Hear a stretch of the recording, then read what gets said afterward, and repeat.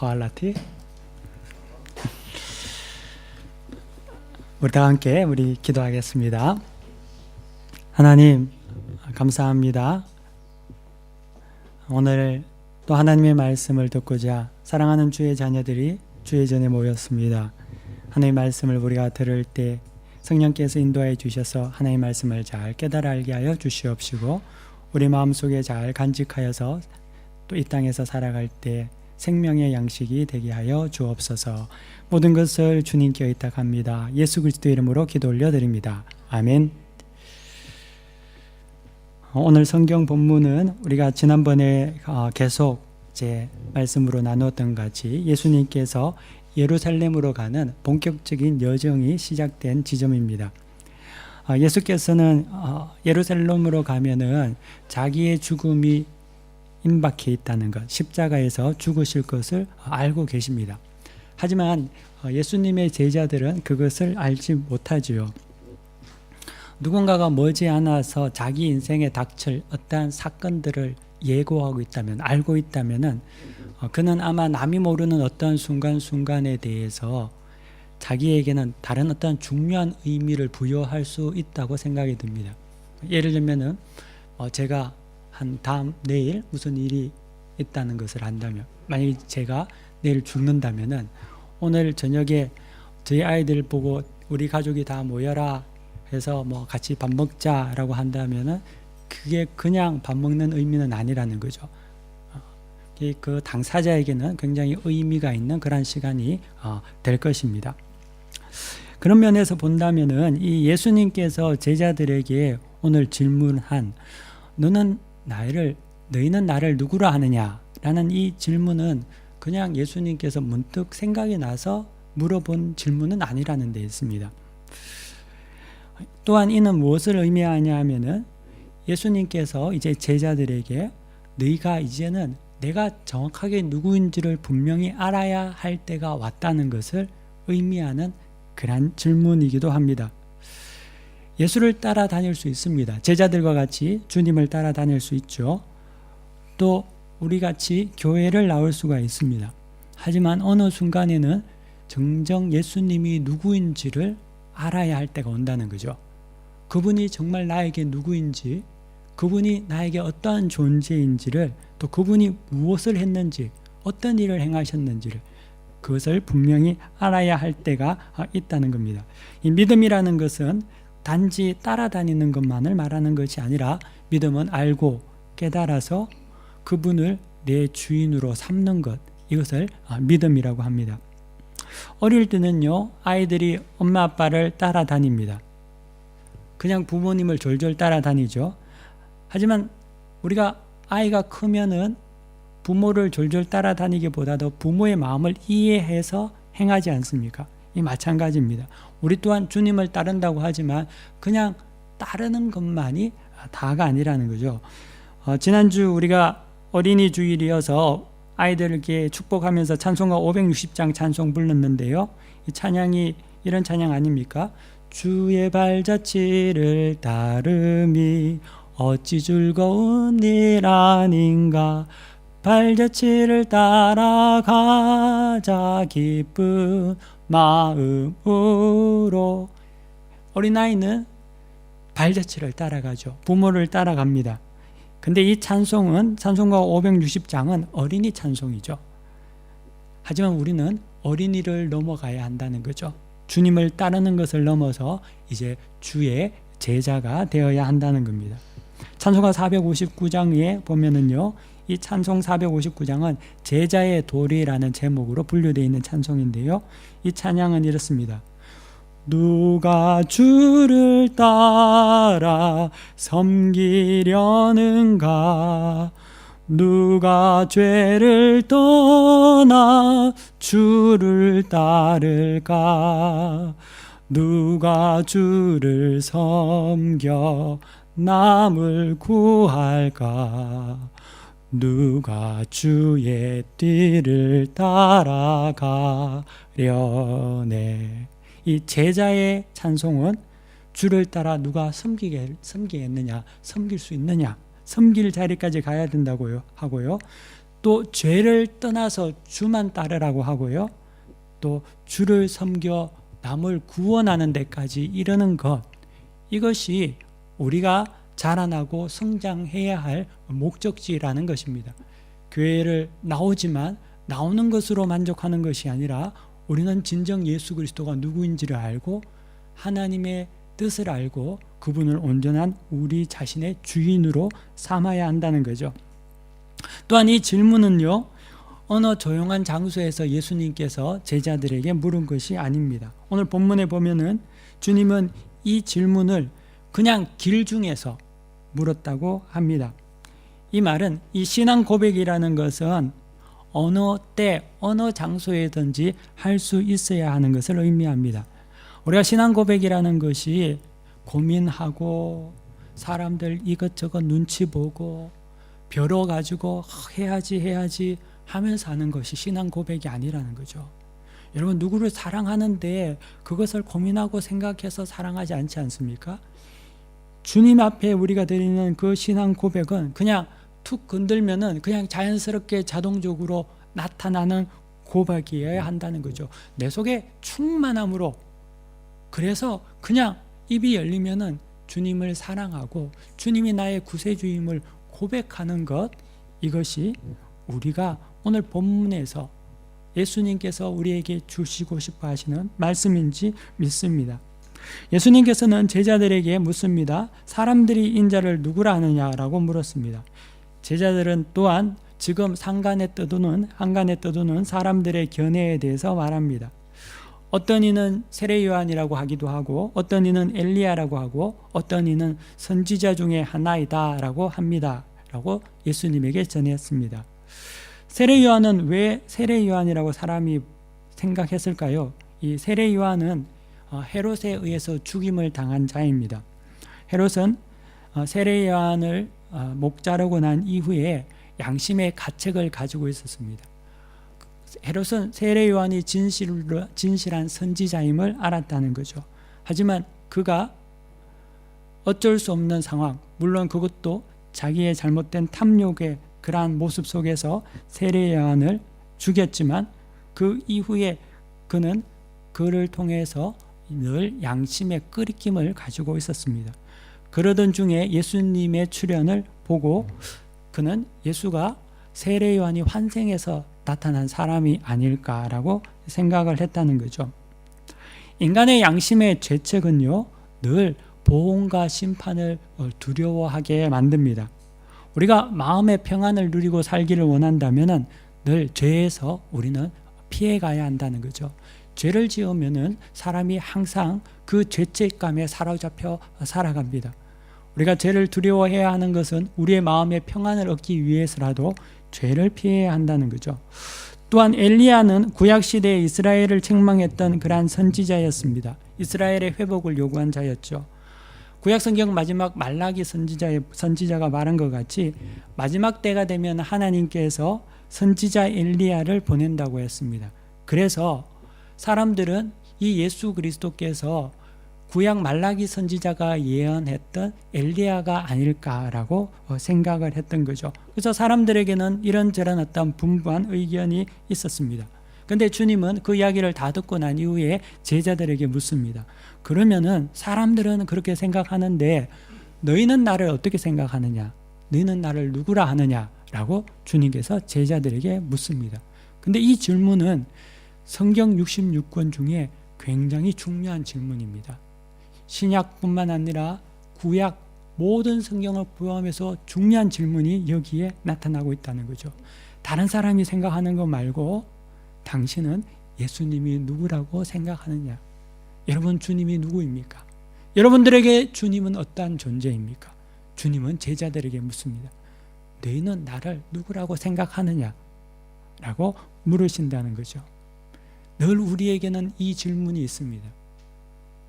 나는 주님을 어떤 분이라고 여기고 있는지, 이것은 우리의 신앙을 가늠하는 척도가 된다는 것이죠. 그때 이제 베드로가 이제 말합니다. 주는 그리스도니시이다. 베드로의 고백은 주님께서 이 땅에 오신 목적을 정확하게 대변하는 답이었습니다. 마태는 이 베드로의 고백에 대해서, 다른 공간 복음서의 마태는 이 고백이 베드로 자신의 고백이 아니라 하늘에 계신 아버지께서 베드로에게 알려주신 것이라고 말해주고 있습니다.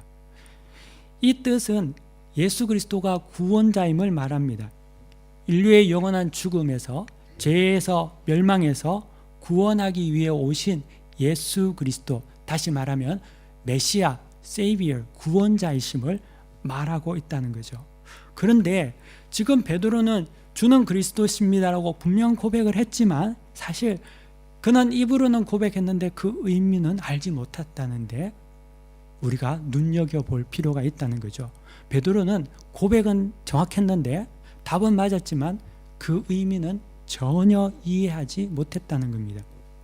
베드로는 예수님이 그리스도라고 고백할 때 그거는 하나님께서 그에게 주신 것이었지만 그 그리스도라는 그 고백 속에는 십자가의 죽음을 통해서 우리의 죄를 대속하시는 그 그리스도를 고백한 것이 아니라 그는 인간적인 방법, 다시 말하면 새로운 왕국을 건설하고 로마의 통치에서 벗어나고 민생 문제를 해결하는 그러한 화려한 구원자로서, 이 땅의 어떤 왕으로서 그리스도를 생각했던 것이죠.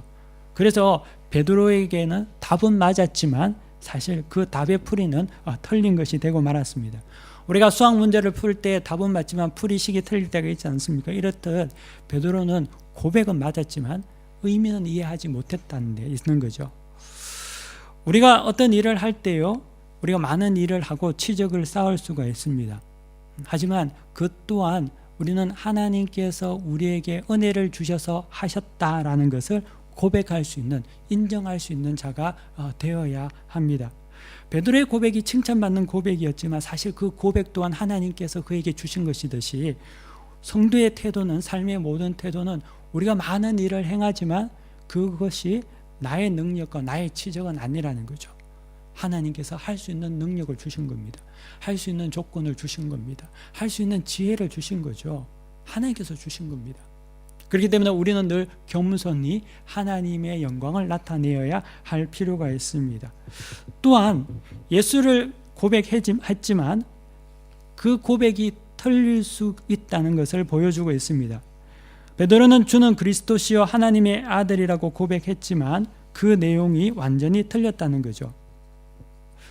예수님께서 베드로의 고백을 듣고 난 이후에 성경에서는 다른 사람에게 알리지 말라고 당부하시고 이야기를 하십니다. 그 이유는 사람들이 주를 그리스도로 고백하는 것이 마치 베드로와 같이 화려한 백마를 탄 황제와 같은 구세주로 인식하고 있다는 겁니다. 주님은 사람들이 자기 자신을 그렇게 인정하는 것을 원치 않으셨습니다. 베드로처럼 세상의 권위자와 왕권을 차지하는 구원자로 고백하는 그 고백에 대해서는 주님은 그것을 거부하셨습니다. 그리고 그것을 말하지 말라고 이야기하신다는 거죠. 우리가 같은 신앙 고백을 한다고 해서요, 같은 고백을 하는 것이 아니라는 것을 볼 수 있습니다. 주를 그리스도로 고백해도요, 어떤 사람은 정말 그 의미를 알고 십자가에서 죽으신 예수 그리스도를 고백하는 대속자이신 예수님을 고백하는 자가 있지만, 또 어떤 사람은 예수 그리스도를 그리스도로 고백을 하더라도 마치 백마 탄 황제와 같이 고백하는 자들도 있을 수 있다는 거죠. 그래서 신자들에게는 늘 이 부분에 대해서는 바른 분별이 필요하다는 겁니다. 보기가 좋다고 해서 다 좋은 것이 아니고요, 또 신앙생활이라는 것은 영적인 것이기 때문에 늘 바른 분별을 할 필요가 있습니다. 불로 연단을 받아도 다 태워지지 않고 남는 것, 이것이 신앙의 참된 신앙의 모습이라는 거죠. 그래서 우리가 신앙생활을 할 때 표면적으로만 보고 하는 것이 아니라 내면의 능력을 따라서, 그 속에 있는 진정 복음의 능력을 따라서 우리는 믿음의 길을 나아가야 합니다. 우리가 성도의 교제를 하더라도요, 자꾸만 성도들이 시험을 드는, 시험에 빠지는 경우가 이런 어떤 분별을 하지 못할 때가 그렇다는 거죠. 왜냐하면은 겉모습을 본다든지, 또는 가만있을 좋은 말하고, 또 도움을 주고, 또 위로해주고, 선물 주고, 이런 어떤 표면적인 행위를 보고 이게 다라고 생각하고 이것을 따라가다 보면은 실제적으로 그 안에 있는 내면을 보지 못할 때가 있다는 거죠. 그래서 화려한 것 같지만 나중에는 큰 시험에 들어서 교회를 떠나기도 하고 이단에 빠지기도 하는 모습을 우리는 볼 수가 있습니다. 베드로는요, 정답을 말했지만 사실 그 정답이 될 수 없었던 그러한 모습이었습니다. 아직 예수 그리스도 십자가를 지실 주님을 이해하지 못했다는 데 있습니다. 그래서 예수님께서는 베드로에게, 제자들에게 네가 아는 그리스도가 그 그리스도가 아니라 진정 어떤 그리스도인지를 주님께서 말씀해 주고 계십니다. 그것이 오늘 성경 본문 31절에 나옵니다. 베드로가 주님께 대답하고 난 이후에 주님이 30절에 아무에게도 말하지 말라고 경고하시고 그들의 잘못된 이해를 31절에 다시 설명해 주신다는 거죠. 우리 한번 다 같이 31절 읽겠습니다. 시작. 인자가 많은 고난을 받고 장로들과 대제사장들과 서기관들에게 버림받아 죽임을 당하고 사흘 만에 살아나야 할 것을 비로소 그들에게 가르치시되, 주님은 그들에게 예수님이 그리스도가 누구인지를 말씀해 주고 있습니다. 베드로의 고백에 같이 그리스도는 백마탄 황제와 같은 그러한 궁극적인 메시아가 아님을 분명하게 말해주고 있죠. 그리고 주님은 전혀 반대의 그리스도를 설명하고 있습니다. 묘사하고 있습니다. 그것은 뭐냐면 고난받는 그리스도입니다. 유력자들에게, 대제사장과 서기관과 바리새인들, 그 당시에 소위 말하는 유력자들에게 버림받는 그리스도를 말해주고 있다는 거죠. 제자들은 그 당시 유력자들에게 떠받쳐서 왕이 되는 그리스도를 생각했지만 주님은 전혀 반대의 메시아를 말해주고 있다는 데 있습니다. 여러분, 우리가 믿음 생활하면서도 우리는 자꾸만 주님이 승리자가 되어야 하고 교회가 승리자가 되어야 되고 내가 승리자가 되어야 된다는 생각이 있습니다. 어떻게 하든지 간에 우리는 힘이 있어야 된다는 생각이 있다는 거죠. 패배자가 되는 것에 대해서 못마땅해 합니다. 남 밑에 들어가는 것에 대해서 굉장히 수치스럽게 생각한다는 거죠. 하지만 주님은 그 메시아에 대해서 이야기할 때 십자가의 메시아를 이야기하고 있다는 거죠. 낮아짐과 죽음의 메시아, 구원자를 말씀하고 계시다는 거죠. 베드로는 이 예수님을 붙들고 항변했습니다. 항변하다는 말은요, 꾸짖었다는 의미를 그 속에 포함하고 있습니다. 자기의 생각과 다르게 나오는 지금 예수님, 마치 예수님에 대한 이 베드로의 모습은 예수님께서 인간적인 어떤 나약한 모습을 보이면서 왕자를 거부하는 같은 그러한 어떤 모습을 보이니까 자기가 마치 참모나 되는 것 같이 예수님을 꾸짖으면서 당신이 죽어서 어떻게 되겠냐고, 당신은 살아서 왕이 되어야 되는데, 이런 어떤 모습을 나타내며 마치 예수님을 격려하고 예수님에게 더 굳세어야 합니다, 이런 어떤 마치 인간적인 위로를 주는 그러한 사람과 같이 지금 예수님 옆에서 말을 하고 있다는 거죠. 여러분, 우리가 이 말씀을 조금 곰곰이 씹어서 생각하면요, 굉장히 위로가 되는 말씀 중에 말입니다. 베드로의 말이.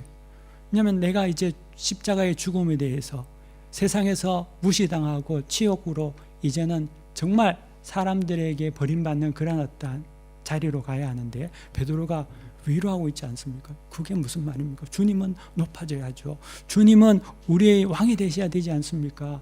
누가 여러분들이 그런 어떤 어려운 상황에 대해서 이야기할 때 위로하며 격려하면 아니라고, 괜찮다고, 잘 될 거라고, 힘내십시오 하면은 여러분 위로받지 않겠습니까? 은혜가 되지 않을까요? 그런데 주님은 이 베드로의 말에 대해서 사단의 말이라고 이야기하고 계시다는 거죠. 왜냐하면 인류를 구속하려는 그 주님의 구속사를 막았으려는, 십자가를 막으려는 치밀하고도 너무나 달콤한 유혹이었기 때문에 그렇습니다. 광야에서 예수님께서 40일 동안 금식 기도하실 때 사단이 나타나서 돌을 가지고 떡을 만들려고 하는데 그것 또한 같은 의미가 있죠. 왜냐하면 주님께서 그때 사단아 물러가라 하셨는데 오늘 본문에 베드로 보고 사단아 물러가라고 똑같이 말씀하고 계신다는 데 있습니다. 이것은 뭐냐면 광야에서 예수님께서 굶주리셨을 때에도 사단은 교묘하게 예수님에게 다가와서 사단이 예수님을 위로한 거죠. 능력 많으신 예수님께서 그 돌을 떡으로 만들어서 자기 자신을 위해서 쓰라는 거죠. 어떻게 보면 그 말은 예수님께 위로였다는 거죠. 격려였다는 겁니다. 마치 좋은 친구가 옆에 와서 다독이는 같은 그런 어떤 의미였다는 겁니다. 만약에 우리 같으면은 그 말에 빠져서 친구의 따뜻한 조언이라고 생각하고 그 따뜻함과 자비로움을 통해서 하나님을 거역할 수 있죠. 하지만 주님은 그렇지 않으셨다는 거죠. 우리는 그렇지 않을까요? 우리는 하나님의 뜻을 따르기보다는 여러분 주변에서 진정 나를 아껴주는 것 같이 말하는 사람들, 그런 사람의 말을 더 듣지는 않습니까? 하지만 사랑하는 성도 여러분, 그들은 여러분들의 친구가 아니라 악한 자들입니다. 베드로는 수제자였지만 그는 그로 인해서 사탄의 통제를 받던, 사탄에게 농락을 받는 그러한 어떤 자가 되고 말았다는 거죠. 인간적으로는 주님을 위하는 말이었는지 모르지만 그 말은 구속사를 파괴하는 업무의 말이었다는 겁니다. 그래서 하나님의 뜻을 모르게 되면은요, 위로의 말, 감사의 말, 사랑의 말이 모두 하나님을 대적하는 것으로 바뀌게 된다는 거죠. 오늘은 어버이 주일이기도 하지 않습니까? 성경의 바울은요, 아비들아 자녀를 노엽게 하지 말라고 했습니다. 근데 자녀를 노엽게 하는 것은 부모가 자기 성질대로 자녀를 자기 통제권 안에 두는 것, 이것만이 노엽게 하는 것이 아니고요, 더 나아가서 하나님의 뜻을 거력하도록 부추기는 것도 또 노엽게 하는 것입니다. 이게 뭐 적절한 예라고는 생각이 안 드는데요, 예를 들면 이렇습니다. 월요일 날 시험이 있는데 아이가 주중에 놀다가 주일이 돼서 이제 다급해진 겁니다. 그래서 주일날 이제 막 공부를 하려고 막 이제 막 긴장하고 이거 공부를 해야 된다고 하는 거죠. 그러면은 부모가 이렇게 말할 수 있죠. 그래, 그러면은 오늘은 예배 하루 쉬고 열심히 공부해. 괜찮아, 잘할 수 있을 거야. 뭐 이렇게 이야기할 수 있겠죠. 근데 사실 이게 위로가 아니라는 겁니다. 이것은 자녀를 노릇게 하는 거죠. 왜냐하면 사단의 조정을 받는 것입니다. 그럼 우리가 부모가 하나님의 뜻을 가르칠 때에 자녀가 그것을 이해하지 못할 수 있습니다. 또한 목회자가 하나님의 뜻을 가르칠 때 성도가 이해하지 못할 수가 있습니다. 왜 내 사정을 이해하지 못하지? 라는 섭섭한 마음을 가질 수가 있습니다. 하지만 베드로가 주님께 주님 십자가 지시면 안 됩니다 라고 말한 것이 위로가 아닌 것 같이, 이것은 주님께서 사단적이라고 말한 것 같이 우리에게도 하나님의 뜻을 거스리며 하는 모든 위로와 격려와 축복은 아무런 유익이 없는 것이 되고 만다는 거죠. 그래서 우리는 그런 사람이 되어서도 안 되고 또 그들의 말에 귀를 기울여서도 안 된다는 겁니다. 주님은 그들을 하나님의 일을 생각하지 아니하고 도리어 사람의 일을 생각하는 자라고 말씀하고 계십니다. 사실 하나님의 일을 생각하기보다는 사람의 일을 생각하는 자들이 여러분들에게는 더 위로가 됩니다. 더 따뜻하게 느껴질 때가 있다는 거죠. 또 그런 사람들이 인기가 많습니다. 왜냐하면 나의 연약한 부분을 보호해 주는 것 같거든요. 그거를 끄집어내서 하나님의 뜻대로 살라고 하는 것보다는 괜찮아, 이해할 수 있어 라고 하는 것이 더 위로가 될 수 있습니다. 하지만 우리는 그 부분에 대해서 바른 분별력을 가져야 한다는 거죠. 모든 위로와 모든 격려와 모든 회복은 오직 하나님의 은혜와 하나님께 말미암아 생기는 거죠. 그렇기 때문에 우리는 하나님의 일을 생각하는 자가 되어야지 사람의 일을 생각하는 자가 되어서는 안 된다는 거죠. 그래서 성경은 계속해서 이렇게 말합니다. 34절에 여러분 보시기 바랍니다. 예수님께서는 제자들을 다시 부르시고 이렇게 말합니다. 무리와 제자들을 불러 이르시되 누구든지 나를 따라오려거든 자기를 부인하고 자기 십자가를 지고 나를 따를 것이라 라고 주님 말씀하십니다. 이것은 그만큼 그 길이 참으로 쉬운 길이 아니라는 거죠. 십자가를 지고 가야 하는 길이라는 것을 말해주고 있습니다. 또 이 십자가에 들어가는 것은 낮아지는 도라는 거죠. 베드로처럼 예수님이 왕이 되는 것이 아니라 십자가를 지는 것을 말하고 있습니다. 십자가라는 것은 낮아짐, 그리고 우리가 죄에 대해서 죽는 것, 우리 자아에 대해서 죽는 것, 이것이 십자가입니다. 신앙생활이라는 것은 이 십자가를 지고 가는 것입니다. 그래서 이 십자가로 인해서 주님과 동행하는 것입니다. 우리는 자꾸만 교회 나오면은 성공지상주의, 잘 되고, 물론 비관적으로 살라는 것도 아니고 안 되라는 것도 아니고요. 교회 나와서 항상 소위 말하는 삼류 인생을 살라는 것이 아닙니다. 하나님은 우리를 가장 복되게 인도해 주십니다. 하지만 우리가 그것을 누리기 위해서는 하나님의 뜻에 합당한 삶을 살면서 누리는 거지, 하나님의 뜻에 합당하지 않는 삶을 살면서 누리는 것은 아니라는 거죠. 그리고 우리가 믿는 바는 하나님의 뜻을 따라 살면 하나님께서 아브라함과 이삭과 야곱의 복을 주십니다. 순서가 발라야 한다는 거죠. 십자가가 먼저고 부활입니다. 부활이 절대 먼저 있는 것이 아니라는 거죠. 그 십자가를 지기 위해서 우리는 먼저 낮아져야 한다는 거죠. 섬겨야 한다는 겁니다. 주의 말씀에 순종하는 겁니다. 하나님은 그것을 보기 기뻐하신다는 거죠. 그 가운데 하나님의 기름 부음이 있습니다. 중세 유럽의 교회가 무너진 이유는요, 낮아지기보다는 주님의 십자가에는 관심이 전혀 없고 계속 높은 첨탑의 교회를 쌓고 교황권이 왕권보다 더 높아지려고 한 것 아닙니까? 우리도 사실 교회 나오면서 이런 유혹이 많거든요. 중세 유럽의 교회만 우리가 욕하는 것이 아니라, 그것을 비판하고 비난하는 것이 아니라, 우리 속에도 어떻게 하든지 간에 예수를 믿고 힘을 기르고 싶은 유혹이 너무나 강하다는 겁니다. 백마를 타고 싶다는 거죠. 당나귀 타고 싶은 마음이 별로 없습니다. 어떻게 하든지 내 손에서 뭔가가 통제되어야 한다고 믿습니다. 하지만 주님은 우리에게 승리에 대해서 말씀하셨을 때 어느 한 번도 타인에 대한 승리를 언급하신 적이 없습니다. 주님이 우리에게 말씀하신 승리는 오직 죄에 대해서만 말씀하셨다는 거죠. 우리의 승리는 죄를 이기는 것밖에 없다는 거죠. 우리의 자아를 이기는 것, 우리의 나쁜 죄성을 이기는 것이 우리가 승리를 하는 거지, 내 옆에 있는 내 가족을 이기고 내 아내를 이기고 남편을 이기고 주변의 사람을 이기고, 이것을 승리한다고 말하지 않는다는 거죠. 주님은 거기 가서 죽으라고 한다는 거죠. 사랑하는 성도 여러분, 이 십자가, 나를 죽이는 십자가, 주님을 따르는 그 십자가 가운데 하나님의 능력이 나타나는 것입니다. 사랑하는 성도 여러분, 이기지 말고요, 이기려고 하지 말고 피하시기를 바랍니다. 낮아지십시오. 힘을 빼십시오. 우리는 죽을 때 살아나게 되어 있습니다. 그게 십자가의 도라는 거죠. 십자가만이 부활을 이룹니다. 반면에 죄에 대해서는 죽기까지 싸우시기를 바랍니다. 힘들어도 싸우시기를 바랍니다. 저도 또 붙들고 물고 늘어져서 주님을 의지해서 죄와 싸워야 합니다. 그게 성도가 죽을 때까지 당면한 영혼의 전쟁입니다. 성령께서 우리와 함께 하십니다. 포기하는 순간 지는 겁니다. 포기하지 않으면 이깁니다. 이것이 성경이 우리에게 알려주는 말씀이라는 거죠. 언젠가 하나님께서 우리를 이기게 만드십니다. 여러분, 이 사실을 믿어야 합니다.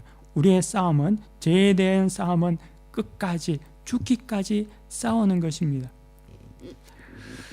이 일이 있은 후에 6일 후에 주님은 베드로와 야고보와 요한을 데리고 높은 산에 올라가셨습니다. 그곳에서 주님은 몸이 변형하셨고요, 세상에서 빨래하는 자가 희귀할 수 없을 정도로 옷은 빛이 났습니다. 또한 엘리야와 모세가 나타나서 주님과 대화를 하게 됩니다. 근데 이 변화산 사건을, 9장에 나타나는 이 변화산 사건을 그리스도의 대관식이라고 명칭으로 부릅니다. 이것은 구약을 좀 이해해 볼 필요가 있습니다. 왜냐하면은 구약에 모세가 이스라엘 백성을 애굽에서 이끌어낼 때 하나님께서 모세를 호렙산에서 만나시죠. 그리고 가시덤불 위에서 불이 탈 때 그곳에서 하나님은 모세에게 신을 벗으라고 이야기하고 그곳에서 그를 이스라엘을 애굽에서 이끌어낼 지도자로 세우십니다. 근데 이 호렙산의 사건이 신약의 변화산의 사건과 대조를 이룬다는 거죠.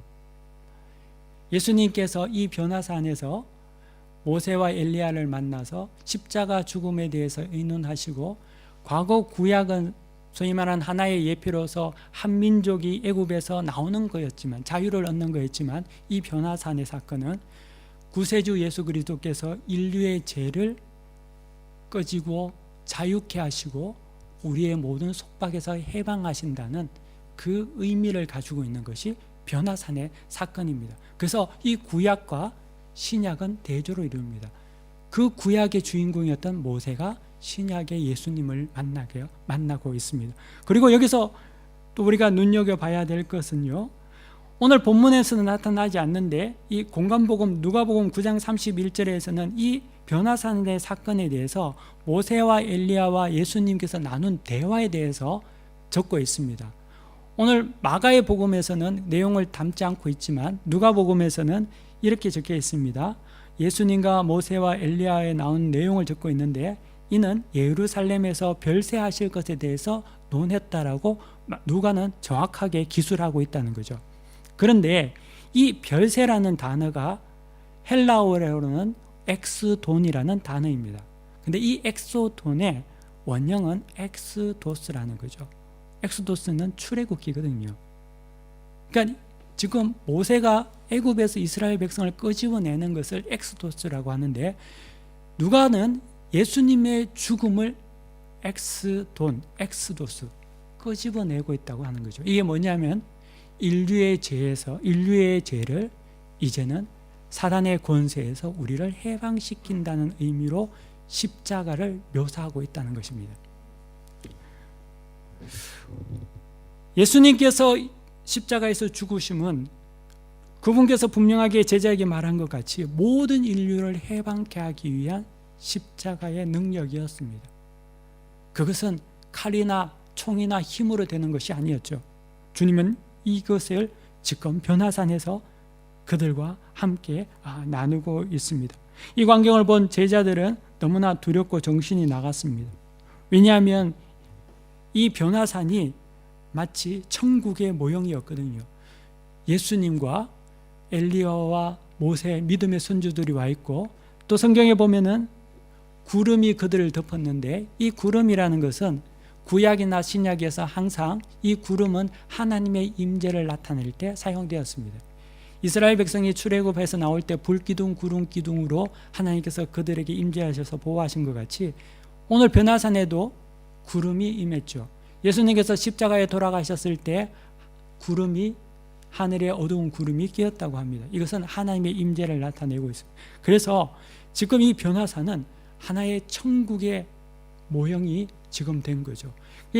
소위 말하는 육신의 인간을 가진, 육신의 어떤 모습을 가진 베드로와 야고보와 요한이 지금 현재 천국을 경험하고 있는 거죠. 근데 너무나 황홀하고 너무나 두렵고 도무지 인간적인 어떤 그 능력으로 감당할 수가 없기 때문에 좀 횡설수설을 하고 있는 겁니다. 초막셋을 짓겠다고 이야기하죠. 근데 이 초막셋을 짓는다는 것은 여기서 떠나기가 싫은 겁니다. 천국의 삶에 너무나 매료되어 있는 거죠. 무슨 말을 하는지 모르지만 그들은 지금 천국의 환희에 지금 참여하고 있다는 거죠. 우리가 이 땅에 살지만요, 우리도 동일한 이 천국을 사모하고 우리도 이 천국에 들어갈 것입니다.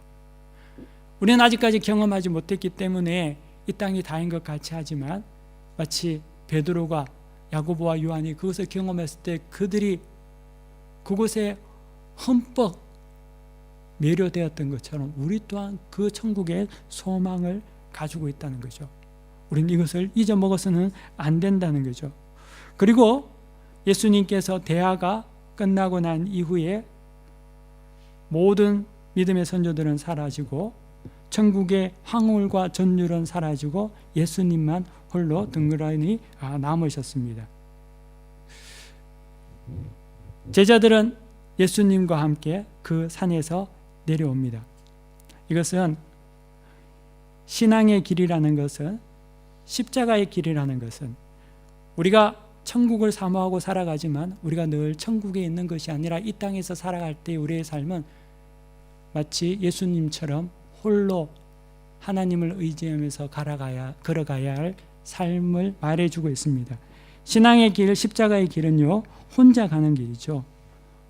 우리의 믿음의 길도 여러분들이 혼자 걸어가는 겁니다. 여러분의 가족도 여러분을 대신해 줄 수 없고, 여러분의 부모님도 여러분을 대신해 줄 수 없고, 목사도 대신할 수 없고, 여러분 누구도 여러분의 신앙의 길을 대신할 수 없습니다. 주님도 혼자 외로이 십자가의 길을 가셨다는 거죠. 모세도 떠나고요, 엘리야도 떠났습니다. 아무도 없습니다. 그리고 주님은 혼자 십자가에 못 박혀 죽으셨습니다. 우리 또한 십자가의 길을 걷는 예수 그리스도를 따라가는 우리도 이 땅에서 믿음의 길을 혼자 걸어가야 한다는 것을 잊어서는 안 됩니다. 어떨 때는 친구도 필요하고 동료도 필요하고, 그래서 이 사람 저 사람에게 마음을 주고 위로를 얻고 그런 어떠한 마음들이 없지 않아 있지만, 기억해야 할 것은 그 길은 여러분 각자가 걸어가는 것입니다. 누구도 여러분의 신앙의 길을 대신 지어줄 수는 없다는 거죠. 외롭지만 주님이 그 길을 가셨고, 주님이 그 길에서 우리와 함께 동행하신다고 약속하셨습니다. 그러므로 사랑하는 성도 여러분, 여러분들이 이 믿음의 길에서 낙오하지 마시고 언제나 주님을 의지해서 그 인내의 삶을 통해서 여러분들이 온전히 따라가시는 여러분들이 다 되시기를 간절히 바랍니다. 다 함께 기도하겠습니다. 살아계셔서 역사하시는 하나님, 오늘 우리에게 주신 말씀을 우리가 다시금 마음속에 새기고 사람의 일을 생각하는 것이 아니라 하나님의 일을 생각하는 자가 되게 하여 주시옵시고, 또 우리 각자에게 주신 하나님의 말씀이 우리에게 씨앗이 되고 뿌리를 내려서 이 땅을 살아가는데 참된 영혼의 양식이 되게 역사하여 주옵소서. 모든 것을 주님께 의탁하며 예수님 이름으로 기도 올려드립니다. 아멘.